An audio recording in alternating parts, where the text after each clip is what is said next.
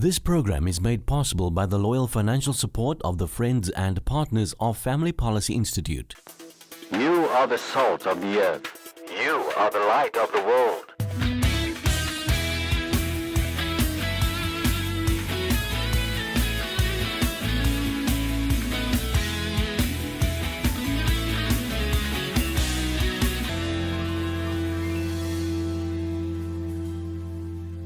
Thank you for the privilege of allowing me to be here this morning and address you.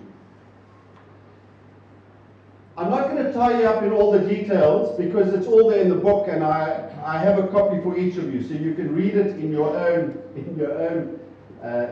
time. I would want to say that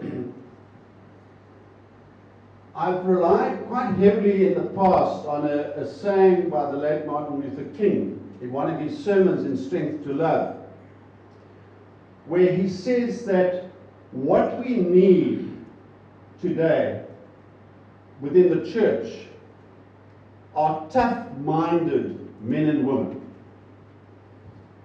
And that when the church doesn't produce tough-minded women and men, we then, I think, if I can remember, he's saying we buy our own demise on an installment plan.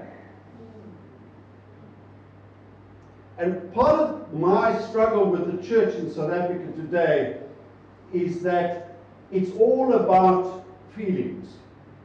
It's all about what can Jesus do for me, and not how can Jesus use me to build his kingdom. And part of that is that we disconnect our minds. We want to love God only with our hearts and our souls and our bodies, but not also with our minds. And why I mention this is because I would urge you, when you take the book, there are parts of it where you have to actually sit down and concentrate to grasp what has happened in this constitutional court case that I deal with. And why it's important is because we need to know what we're up against. We need to understand the power and principalities that we are up against. And I believe in South Africa today, central to the powers and principalities that we are up against is in fact the Constitutional Court. Now that's either a very stupid or a very brave thing of me to say at the moment, because most South Africans really appreciate the Constitutional Court, including me, in the way that they have curbed the abuse of state power. What I'm talking about in this book is when they deal with issues of a deeply personal, moral nature, where they are in fact becoming the new high priests to tell us what is morally right and morally wrong. And I've been in church, I was for many years a legal advisor to one of the mainline churches, and in the debates, for example, about marriage, and leading bishops at one point of the discussion saying that, well, we must remember the Bill of Rights says. And I looked at them and I said, what relevance has the Bill of Rights got in this forum? In this forum, it's what Scripture says, not what the Bill of Rights says. So I'm not talking in this book about the great work that the Constitutional Court has done in curbing the abuse of state power.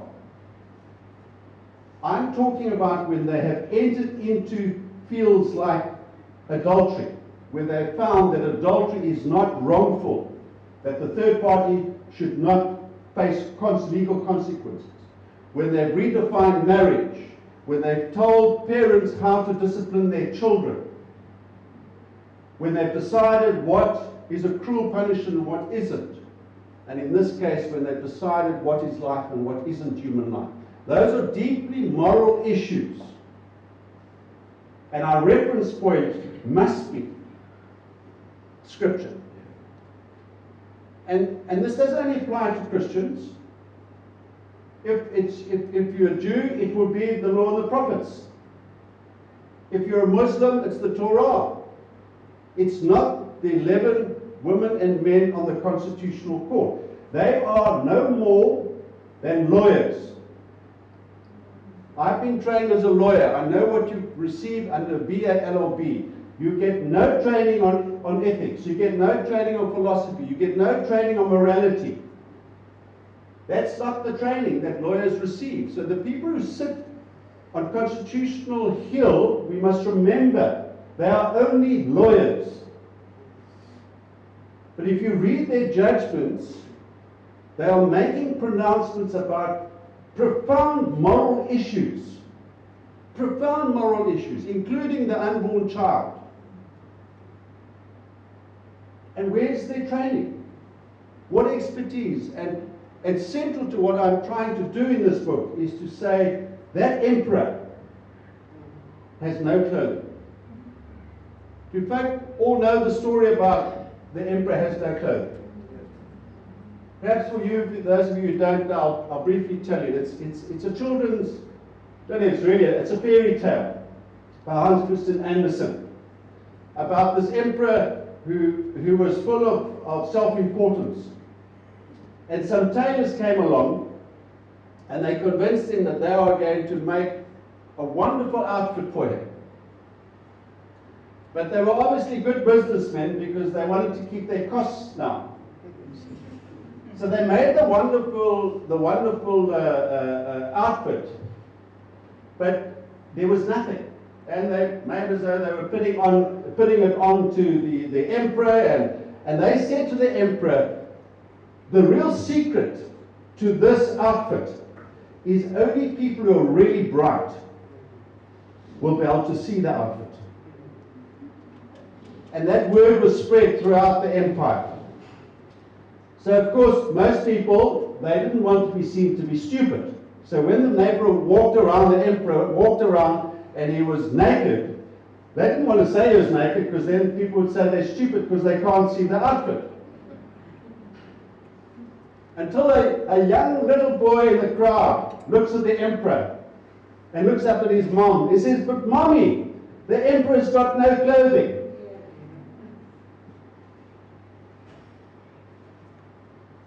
As Jesus said, the kingdom of God, it's children that see the kingdom of God.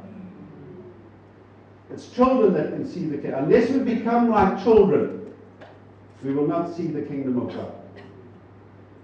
So that's the basic idea behind the title, is that if we're going to start with this battle for the unborn child, we need to understand what's happening, certainly in the legal field. And in the legal field, the Constitutional Court has made a final ruling. For those of you who don't know how our law works, the final say about what is law is not Parliament. It's what the 11 women and men on the Constitutional Court say is law. So in terms of the DACA thing, for example, whatever they've said, I haven't read the judgment, but if they've made in principle decisions, that is law. Parliament cannot change that. Parliament's job is to work out how to implement what they have found.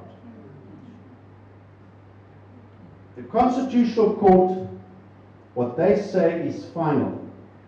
So in that sense, they are the emperor. And we need to understand that because they have frightening power. It's one thing when they say to Mr. Zuma, you're abusing your power. That's abuse of power. It's another thing when they are making final decisions about what marriage is, about what life is and what life isn't, about how to discipline your children, about adultery. It's final. It's unappealable. Let me just give you a brief summary of how we arrived how I arrived at the book and the state of the law at the moment on the unborn child. I've been involved in it since 1998, and in that period, up until early on this year, I've been in 3 High Court matters, and twice I've made submissions to the Constitutional Court. In the last matter, the latest ruling, we made a decision, a strategic decision, that we're simply going to ask the court to make a declaration that an unborn child is life, section, I think, 10 of our Bill of Rights, worthy of dignity, section 11. That's all. Not to stop abortion, not to take away the option of an abortion, but simply to declare that the unborn child is human life worthy of dignity. You see, in all the other matters, the powers and principalities introduce side issues that distract away from this fundamental question. So, for example, viability. That's sort of one of the issues that's introduced. When does the child become viable or not? And we said we didn't introduce anything like that. It's a simple moral value choice the Constitutional Court had to make.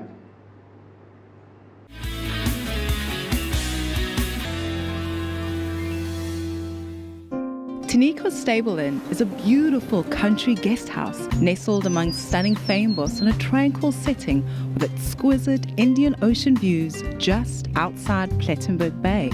Decorated in a rustic country western style with 4 double rooms and 2 luxury family suites, Taniqua boasts chic breakfast and dining areas with a cozy log fire, beautiful perch-on horses, horse and carriage rides, and a sparkling pool overlooking a breathtaking coastline. Taniqua Stable Inn is the ideal romantic getaway or family holiday. Call today or book online at www.taniqua.coza.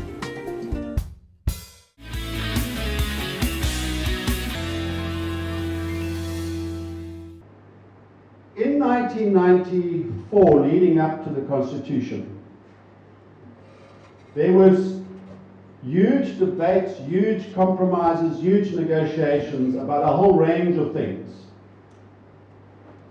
In the death penalty matter, where the 11 judges in 1995 found that the death penalty offended the dignity of convicted murderers. In the course of that, the Attorney General of Gauteng argued that it wasn't for the Constitutional Court to make the decision about whether or not the death penalty is constitutional, should be an option. It was for Parliament to make that decision, the people, represented by Parliament. In his response, the then Chief Justice Chaskelson referred back to the history leading up to the introduction of the Bill of Rights. And in that, showed that there were 2 issues that the parties could not reach agreement about prior to the Constitution. And it was then agreed that the Constitutional Court should make a decision.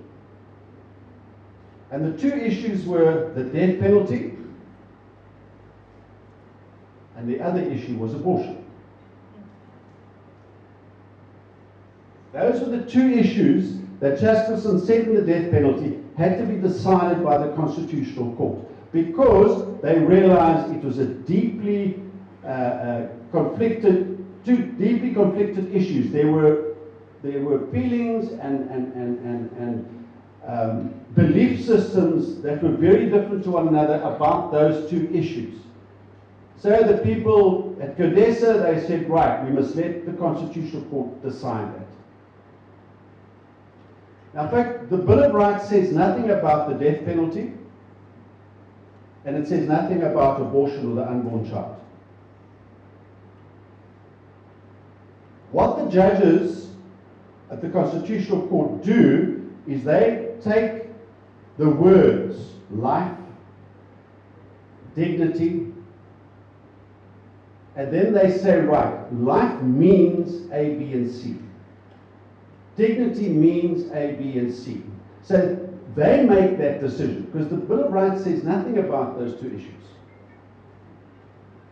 In the death penalty matter, all 11 judges wrote judgments. You can go read it, it's about 120 pages long, saying why they came to the conclusion that in that case, the convicted murderers, and they were of the most horrific murders,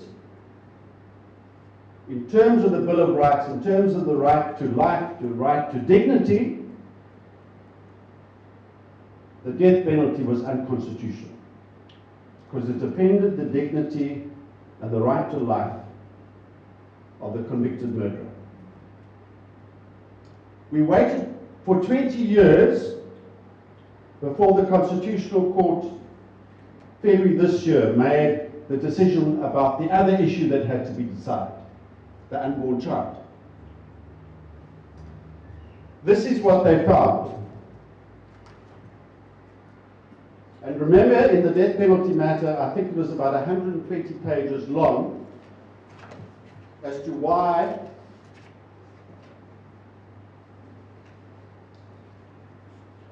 convicted murderers should be treated with dignity. This is all we got. The Constitutional Court has considered this application for leave to appeal. It has concluded that the application, as I say, was simply to get them to say that an unborn child is life, human life, worthy of dignity. That's all.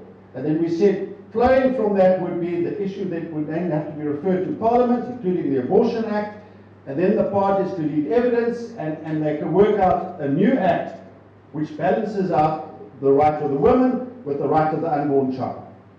But you couldn't do that before you actually recognize the unborn child as human life. So it has concluded that the application should be dismissed as it bears no reasonable prospects of success. One sentence. Let's look briefly at what was before them when they made that decision. We put before them what Justice Chaskelson, and in fact his successors, the Chief Justice, the late Justice Mohammed, and also Krichler, Kentridge, and Didcot in the death penalty matter, 5 of the judges, had all said that the unborn child matter, the abortion issue, still had to be decided sometime in the future. So it was a value choice that still had to be made by the Constitutional Court. We put that before them. We put before them recently one of the judges in the Constitutional Court in the death penalty, Laurie Ackerman.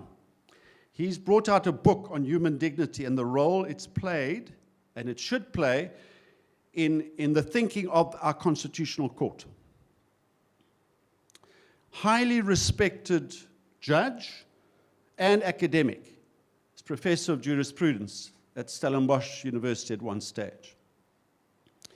In the book, he clearly comes out and says, central to defending, to protecting humanity, he talks about humanity as a species, is that from conception till, in fact, he says also the body of once you passed away, that even the corpse should be treated with dignity. That's central to affirming the dignity of people. We put that, and he had various other arguments, so we put that before them. Then we relied very heavily on Ubuntu. In the death penalty matter, about 6 judges had relied very heavily on Ubuntu, their understanding of Ubuntu. And central to Ubuntu was not the individualism that we see in a Roe versus Wade, but more of that the woman is part of a community. And that she mustn't be isolated from that community, and that the community, part of the Ubuntu thinking is that the community takes responsibility, and it's not just the woman who is isolated in this frightening choice that she has to make. And we brought that before them, that Ubuntu in this case, affirming the dignity of the unborn child, will be far more in line with Ubuntu than with the individualistic Western Roe versus Wade approach. And then finally, we brought before them at great length the German court's position. And in fact, on the front page of the book, it's just one extract from the German court. Unborn human life is developing as a human being and not towards being a human being. And the German court also made it very clear that, and didn't like the word termination of pregnancy, because it says, the German court says that's masking what it is, a killing of a life. You'll see our Abortion Act is called the Termination of Pregnancy Act, which in fact is a description taken from the old East Germany. That's what they called the Abortion Act, prior to unification with West Germany. But the German court in 1973, more or less the same time as Wade, Roe versus Wade, and then again in 1993, post the unification with East Germany, because it was an issue. But interestingly, all the parties involved, from the conservative Christian Democrats through to the liberal social democrats, every single party who was in that court who made representations agreed on one thing, and that was that unborn children were human life worthy of dignity. They all agreed with that. The fight was, how do you now balance that out with the other interests of the women in crisis? That was the fight. And what's the responsibility of the state? And what's the responsibility of the community? But on the issue that we were asking for, everyone was agreed that the unborn child is human life worthy of dignity. Now, why the importance of us bringing the German position to the Constitutional Court's attention? Prior to even the Constitutional Court starting, the late Justice Chaskerson led a contingent to Germany because the German Constitution had such a profound impact on the writing of our Constitution. If you read Constitutional Court judgments by our Constitutional Court, there's a repeated reference to the German position because it's had such a profound impact. Justice Laurie Ackerman makes this point in his book, and he gives examples how the 11 men and women repeatedly refer to the German position on a whole host of issues. Part of the reason as well is that, remember, the German position came out of the whole Nazi period. And because of what happened under Adolf Hitler, where some life was worth more than other life, and where, for example, there was experimentation on unborn children, the Germans said, never again will we make some human life more important than other human life. And that's why the Germans stand out, because the rest of Western Europe, of course, doesn't come near to the German position. The rest of Western Europe is also that it's simply a matter of the woman's choice. There's no human life in her. It's her choice. It's what and perhaps that's at the heart of what drove my wife and I. If you look at the Abortion Act, what is the description they use for the unborn child? the contents of the woman's uterus. The contents of the woman's uterus. And the German court said, never, never, never again. Because of what they'd gone through under Adolf Hitler and the Nazis. And in our argument, we said that's another reason why the German position should be more relevant to us, because we've come out of apartheid, where some life was more important than other human life. And that's why, if you look at foreign jurisdiction, we shouldn't look to America. Although hopefully after this afternoon, we might be able to look to America. But certainly, at this stage, we can't. Why look to America? Look to Germany. Why look to Canada? Look to Germany. They've had a similar experience to us, where life was relativized. So we brought this to their attention very forcibly, very, very forcefully.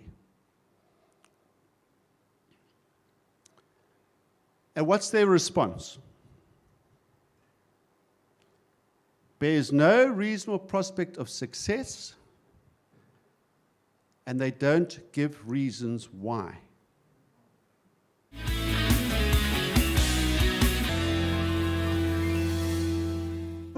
Taniqua Stable Inn is a beautiful country guest house nestled among stunning fynbos in a tranquil setting with exquisite Indian Ocean views just outside Plettenberg Bay. Decorated in a rustic country western style with 4 double rooms and 2 luxury family suites, Taniqua boasts chic breakfast and dining areas with a cozy log fire, beautiful percheron horses, horse and carriage rides, and a sparkling pool overlooking a breathtaking coastline. Taniqua Stable Inn is the ideal romantic getaway or family holiday. Call today or book online at www.taniqua.coza.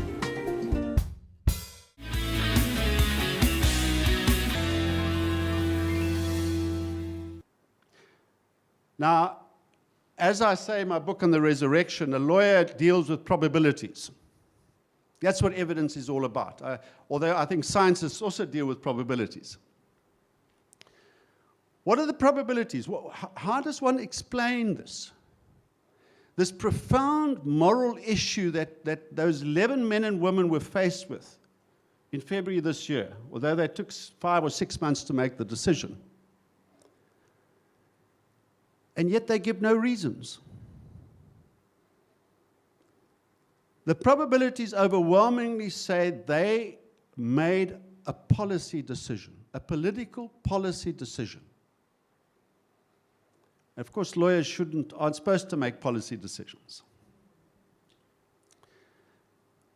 In there, behind closed doors, and they said, you know what, the narrative must be that all that's in the woman is the contents of her uterus. But faced with our submissions, not least of all the German position, how are they going to give reasons justifying their decision? They couldn't. They couldn't, and in the book, I mention other cases where the one judge says the job of the Constitutional Court is to make a valid choice and then to defend it. They say that specifically, and they did that when it comes to Christian education, when it comes to disciplining, when it comes to adultery, when it comes to the issue, what is marriage, the death penalty. They, at length, they take a moral decision, and then they defend it. Yeah, they've taken a profound moral decision, a profound one. And they haven't defended it. The probability is overwhelmingly, they haven't defended it because they know it's going to open a Pandora's box. And what they were hoping, and now I'm on dangerous ground, but the probabilities clearly suggest this. What they were hoping, they looked at the applicants, and the applicants, as I said, are 3 ordinary, I think, exceptional and brave women. But they have no power base. So they're not the DA, they're not the EFF, they're not some other NGO who can make a lot of noise. They have no power base. And the hope of the Constitutional Court and that whole agenda was, let's just hope this goes beneath the radar. And that's why I wrote the book. Because it must not go below the radar. And you know, possibly, if I trying to understand the spirit and how they kept me away from Doctors for Life, trying to find an applicant, how the Constitutional Court has dealt with this. And I can say that people that know how these things work simply can't understand how they could have made such a profound moral choice. That, as I say, Chaskelson, the late Justice Muhammad, they all said this is a profound moral choice that still has to be made in the future. No matter what their profound moral choice was, but the real nakedness is they don't give reasons. And the probabilities, as I've said, is that they couldn't, and they want this just to disappear. The applicants have got no power base. They just want it to disappear. The press, the liberal press, won't pick it up, most probably. Perhaps that's part of the reason why the book is quite provocative. Perhaps they will pick it up. Perhaps the judges will take offense at me suggesting that they've been dishonest. And perhaps that's the wisdom of the Spirit. Perhaps doctors, nurses, and other folk must start being imprisoned. Because the issue needs to stay on the table. And what they've tried to do here is to keep it under the table. I just want to, at this point, ask, it's a 44-second, and we've all seen it, but I just want to look at, and my wife knows when she hears the music, she knows what's happening. It's just to keep on reminding me that today, 450, in terms of official statistics, and that includes Mary Stopes, who makes money out of killing babies, 450 babies of what we're going to see now will be killed in this country in our name, with the blessing of the Constitutional Court, and tomorrow, and the next day, and the next day. And it's been happening since 1998. And somehow, and perhaps I'll finish off this, and if there's some time, allow for questions. What I can't understand is in the most recent census, 81% of South Africans identify themselves as Christian.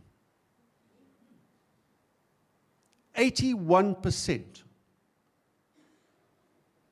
Now, the only conclusion I can reach is that they only see Jesus as Savior, and they don't see Him as Lord.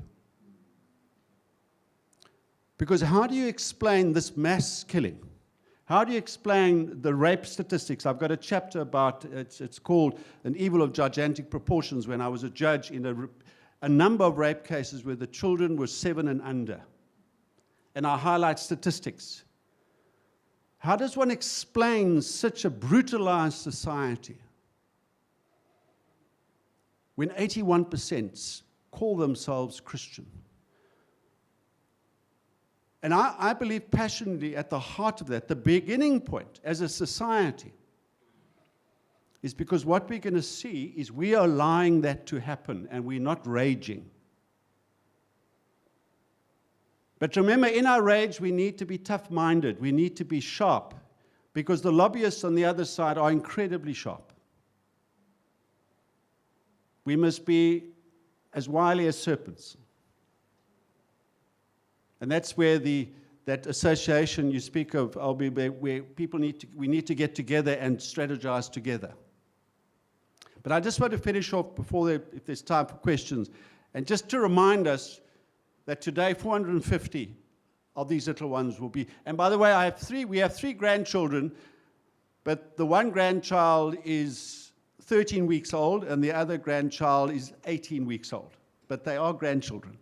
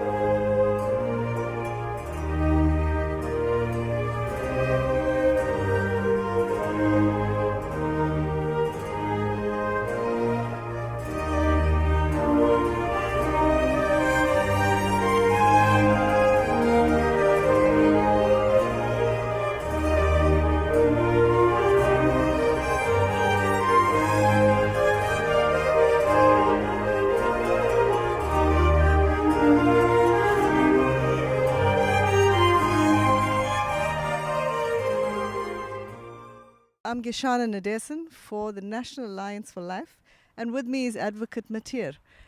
And Advocate, we were so impressed with this morning's conference and your session, and just a few questions regarding the pro-life movement. In America, there's about 52% of people who are actually pro-lifers. In South Africa, we claim to have 81% of our population who are Christians. What does it mean for the church, and why are we so weak in this fight for life? I think it's quite a complex question, but for me, two things that would help explain that. Number one is I don't believe that South Africans, and which include Christians, of course, actually have grasped that an unborn child is a human being. And very useful in that would be if they actually just look at the material out there, scientific material, showing films of an unborn child as young as 7-8 weeks old. And then there'll be no doubt that what we're dealing with is human life. So that's the first thing, is perhaps just ignorance. Folk just think in our law, the Abortion Act refers to unborn child as the contents of a woman's uterus. And I think that's by design, because the folk who made that law realize, if people realize that it's a lot more than a contents of the woman's uterus, then in fact it's a fully formed human life. And if you see the pictures, you'll see it. I'm not making it up. That's what it is. That I think there will be a fundamental shift in how people respond. The second reason, I think people are also tired. We have so many social problems in South Africa that there's a sort of a battle fatigue. So how do you deal with the problem of unwanted children? You don't see them as children, you see them as the contents of a woman's uterus, and that's just a woman's choice then, because it's just part of her body. So I think it's a combination, and I think if we can communicate to South Africans what an unborn child looks like, and that it is a fully formed human being, and with love then share that with South Africans, I believe we'll have a turnaround. But that narrative needs to be changed, that it's simply the contents of a woman's uterus. And once they realize it's a human being, I think the tiredness and the fatigue will hopefully dissipate, and they'll mobilize. And how does the church get involved and make this happen? Well, the first step is to educate the members. And I think central to that education, as I've just seen, is just help them see what an unborn child looks like, and that unborn child is a human life. And so I would think education starting with that is, what does an unborn child look like, so that they realize they're talking and dealing with an unborn child, and that on a daily basis, according to the official statistics, we are allowing at least 450 of those unborn children to be killed. All right, and then tell me about the Bill of Rights. What does it say about abortion, and what does it say about the death penalty? And while you're on that point, talk about the Constitutional Court ruling regarding this. The Bill of Rights itself says nothing about abortion or the death penalty. It uses words like freedom, dignity, life, equality.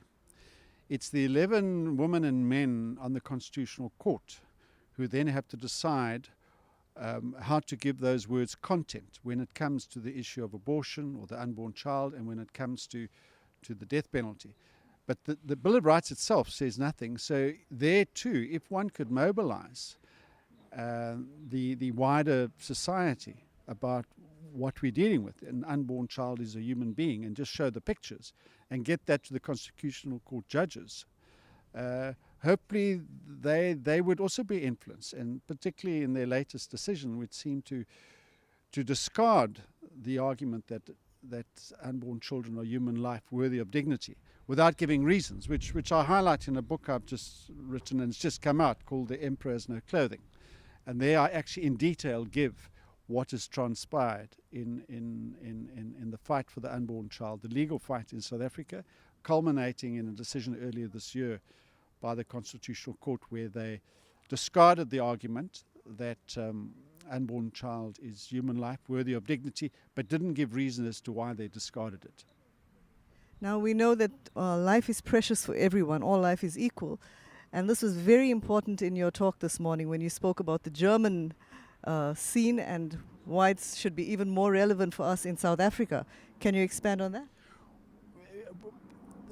A number of reasons, not least of all that the German experience, because the German Constitutional Court has made it very clear that unborn children are life worthy of dignity and must be protected against all comers, including their own mothers. And central to that conclusion is what they went through under Adolf Hitler, where life was relativized. Some life was more important than other life. And as a nation, they simply said, we'll never allow this to happen again. And that's why you have conservative groups from the Christian Democrats all the way to social democrats in the fight about the issue of abortion and when abortion can be allowed, agreeing on one thing, and that is that the unborn child is human life worthy of dignity. The only fight there was how do you balance out then the rights of the unborn child and the rights of the pregnant mother. And the argument presented to the Constitutional Court by us was that we must look towards the German situation, because we similarly have a situation coming out of apartheid where some life was more important than other life. And that's why it's so incredibly important for us to make the point all human life is of infinite worth. Then how to balance out, that's an issue that through experts, through parliamentary subcommittees, we can work that out. How do you then balance out the right of the unborn child and the right of the pregnant woman? But before we can do that, as a society, we believe we have to affirm that unborn children are also human life. Because if we don't, it simply is part of the dehumanizing of us as a society, and already as a society with all the violence and the rape and we've become dehumanized, desensitized, and that's why it's so important up front is to affirm that unborn children, human life, worthy of dignity. Then how to balance that out with other conflicting rights, that's something that comes later. But we can't do that before we first affirm, like the German court, that unborn children are human life worthy of dignity. So Advocate Matthee has also written this book called The Emperor Has No Clothing. So I'm just going to pick that up to the camera. Advocate, where can we get this book, or can it be downloaded? Well, either can just ask me, and it's on ebook, and I'll just send the ebook at no cost. If they want a hard copy, just contact me, and I'll arrange for a hard copy to be sent to them. I also believe the publishers have put it onto Amazon. I'm not quite sure if there's a cost attached to that. My wife and my decision was that we don't want any remuneration for it, because it's the issue that's important. My email address is keith@mattd.co.za.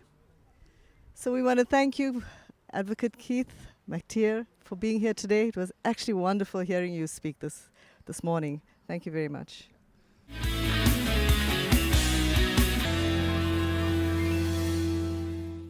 Taniqua Stable Inn is a beautiful country guest house nestled among stunning fynbos in a tranquil setting with exquisite Indian Ocean views just outside Plettenberg Bay. Decorated in a rustic country western style with 4 double rooms and 2 luxury family suites, Taniqua boasts chic breakfast and dining areas with a cozy log fire, beautiful percheron horses, horse and carriage rides, and a sparkling pool overlooking a breathtaking coastline. Taniqua Stable Inn is the ideal romantic getaway or family holiday. Call today or book online at www.taniqua.coza.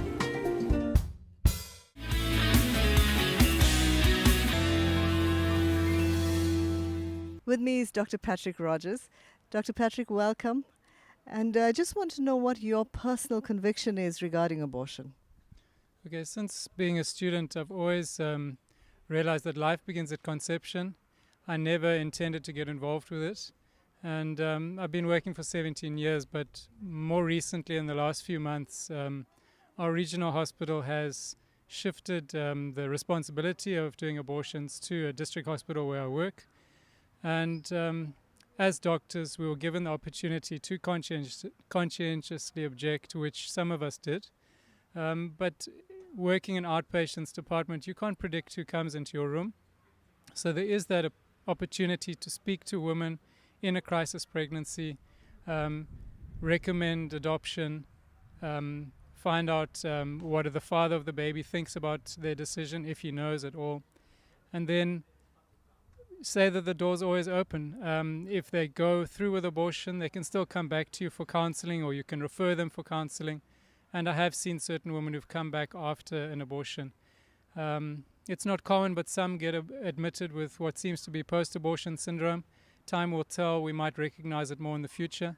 As we know from our hospital which patients have had abortion, we might put two and two together when women have psychological issues afterwards. Our intention is to start a pregnancy crisis center. We need support in doing that. It's not something that government provides. But in our private capacity, my wife and myself would like to start a pregnancy crisis center and see if women would like during that pregnancy even to have a residential care or just to drop in for counseling before, while having a crisis pregnancy, or even if they go for an abortion and they feel that they're not getting the counseling they need in government, they could come to the pregnancy crisis center for counseling afterwards. Because we feel if someone has had an abortion, if they go to a social worker or to a psychologist, there's only so much that those counselors can do. They don't lead you to repentance. They don't deal with the guilt, with sin. They can do something, but if you're not dealing with the weight of sin in someone's life, they will not get the release. And I've met people who've done abortions and they have repented of it and they've received counseling and they are free from that guilt. They've moved on. Just like Jesus saw the woman caught in adultery. He said, whoever is without guilt, throw the first stone. All of us have committed a sin in our life. So we can't judge these women and say we are better than them. Maybe in the same situation, even as Christians, we would want to do the same if we could do it and not get caught. So I think we just need to remember what those women are going through. A lot of them are feeling isolated from family, from their boyfriend or husband, and a lot are trying to take that decision on their own. Someone I met last week was trying to get into med school and feels that if she has a pregnancy and runs through to term now, even to give up for adoption, she'll lose her family support. So we feel that we can provide solutions, we can provide help, and ideally, long term is to empower women that if they're not intending to have a kid, that they're either not sexually active or they've got contraception, preferably in marriage. But unless women are empowered, they're going to keep coming to us with these unwanted pregnancies. I think that's what I had to say. Thank you very much, Dr. Rogers. Thank you. We have Dr. Albu van Eeden with us today. He's actually quite a regular on this program. Dr. Albu is one of the founding members of Doctors for Life and one of the founding members of the National Alliance for Life. So welcome back, Dr. Albu. Thank you. Dr. Albu, in a nutshell, tell us a little bit about Doctors for Life and the National Alliance for Life. Well, Doctors for Life is an organization of doctors, pro-life doctors. We stand for three principles. We stand for the sanctity of life, from fertilization to natural death. We stand for sound science in the medical profession, and then basic Christian ethic in the medical profession. And we were founded just before the abortion law was passed. We felt that we as doctors have science, embryology, and vital information which we can share with our communities, with churches, that they can use when they speak, that they can be well informed when they speak on the topics of abortion and various others. Dr. Albu, you spoke about the prevalence of breast cancer, and please tell us what's its connection with abortion. Yeah, that is something that's become more and more prominent lately in research. In the beginning, they used to think it's just mumbo jumbo, but slowly but surely they've discovered that it has to do with the hormone change, the build-up of hormones during a pregnancy, and then the sudden interruption of those hormones when a woman have an abortion. Some people immediately say, well, would that not also happen with miscarriage? Well, it gets quite technical, and I can answer that, but it doesn't really happen with miscarriage. It's mainly with abortion that it happens. And now what they found is there's a higher prevalence, and we sit now in South Africa. I don't know, we've got a disaster. We sit with an explosion of pregnancies in minors. They are starting to teach the children at school now about abortion even. But if you speak to schools, you move around schools, it is amazing how many young girls, 10 years, 11 years, you see walking around pregnant. And some of them don't even have breast developed, but they are pregnant.